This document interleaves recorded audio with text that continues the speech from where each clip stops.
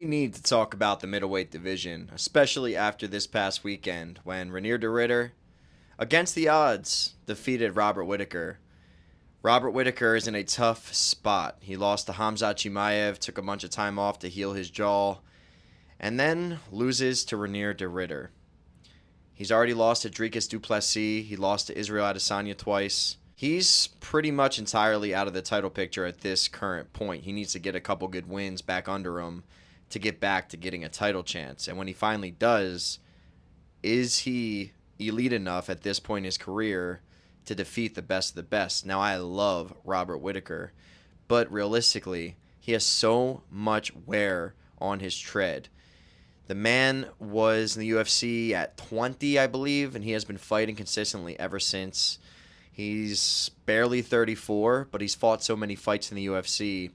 Those two wars against Yoel Romero really stick out as being massive removals of that tire tread.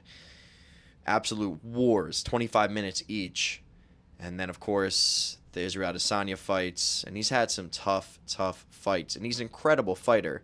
And I thought he would get it done against Rainier de Ridder. And if they fought again, I do think Whittaker has enough in the tank to get it done. But Rainier de Ridder was the better man on that night, and he got his hand raised. And what does he get next? So that's the question that I'd like to answer. Well, I would say Israel Adesanya would be a great fight against Rainier de Ridder, and a winnable fight for Izzy. Rainier de Ridder is a monster in the clinch especially, but he's really susceptible to getting tagged. We saw it against Whittaker. He got dropped really bad. So he's super susceptible to getting tagged. And I think against Adesanya, that'd be a hard fight for him. But Adesanya lost to Nasruddin Imavov. And we can't just ignore that. As much as I would love to, we can't just ignore that he lost to Nasruddin Imavov. So my opinion is we pair Rainier de Ridder and Nasruddin Imavov up and see who wins. And the winner gets the winner of Hamzat Chimaev and Dricus du Plessis when they battle August 16th. So we have Nasruddin Imavov versus Rainier de Ridder as a title eliminator. And I think Rainier de Ridder versus Dricus du Plessis would be an incredible fight. They both have really goofy, unorthodox styles. This is what the belt should look like. It's the battle of the goofs. That dog creature that's friends with Mickey and the gang, that is who these two fighters are. They're very goofy, slip on a banana peel type of fighter. But they get it done. They win and they win and they win. And I thought Rainier de Ridder, and I still do think that he's a worse version of Dricus du Plessis. But he has surprised me fight after fight. He's been looking like he's going to be hard to beat, especially if you let him clinch with you and you let him throw those knees up the middle to your solar plexus. You are going to get hurt and you are going to wear down and you are going to lose the fight. So the smartest thing to do would be avoid the clinch with Rainier de Ridder. And Dricus du Plessis is a very cerebral fighter, so I have no doubt he could get it done. Now, will he beat Hamzat Chimaev? That is the question.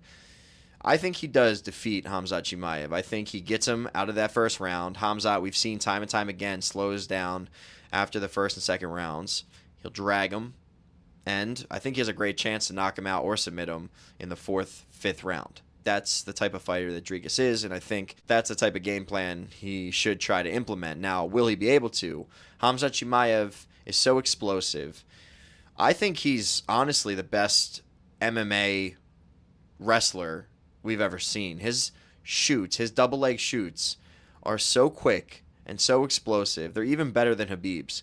Khabib's were fast, but they were more like just maul you to death and rip you down no matter what. Hamzat's, especially if you look at his takedown against Whittaker, it's like he got shot out of a cannon. His double leg was so fast and so ferocious and so athletic. That's the thing that I don't think people talk about enough with Hamzat Chimaev, is how athletic he is. He is a monster. But if you drag him out of the first couple rounds, we've seen him tucker out, tire out, wear down, and be really open to getting finished or losing the fight. He hasn't lost yet, but he's come awfully close.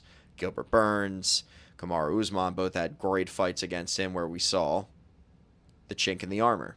And no, that's not a racist phrase. Now, if Khamzat does lose, the fight that has to happen is him versus Paulo Costa. They've had a beef ongoing for a long time now.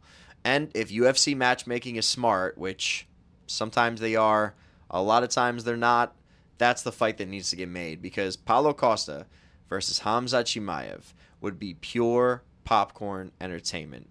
The gourmet Chechen, as Paulo Costa lovingly addresses Khamzat Chimaev as.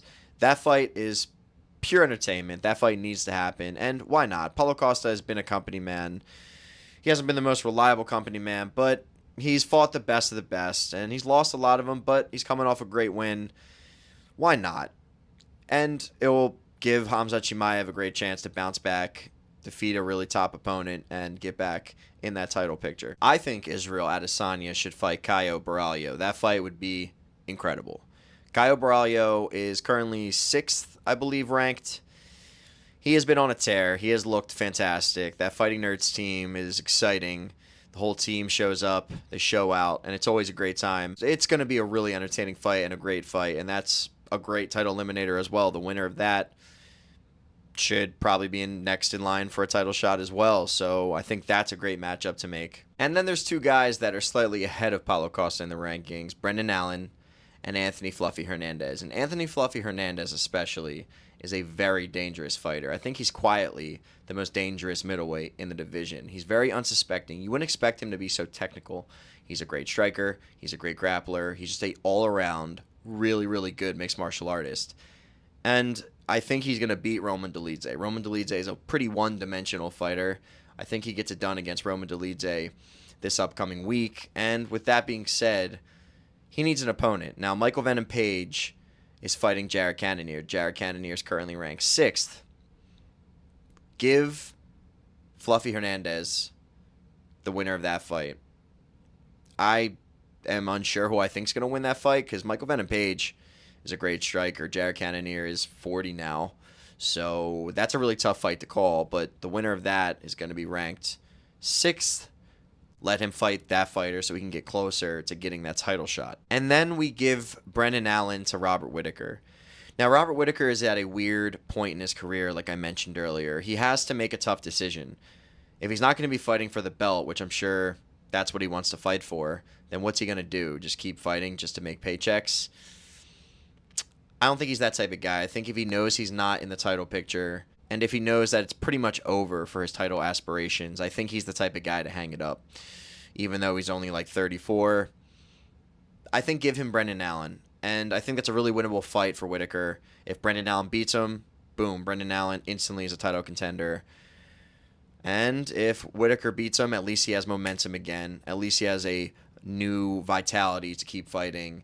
And that's ultimately how I think these middleweight rankings should play out over the next 6 months. That's the fights to make. Those are the matchups to make. And I think that this is the absolute best plan that the UFC can have to figure out this middleweight title division. And that's all I got for you guys.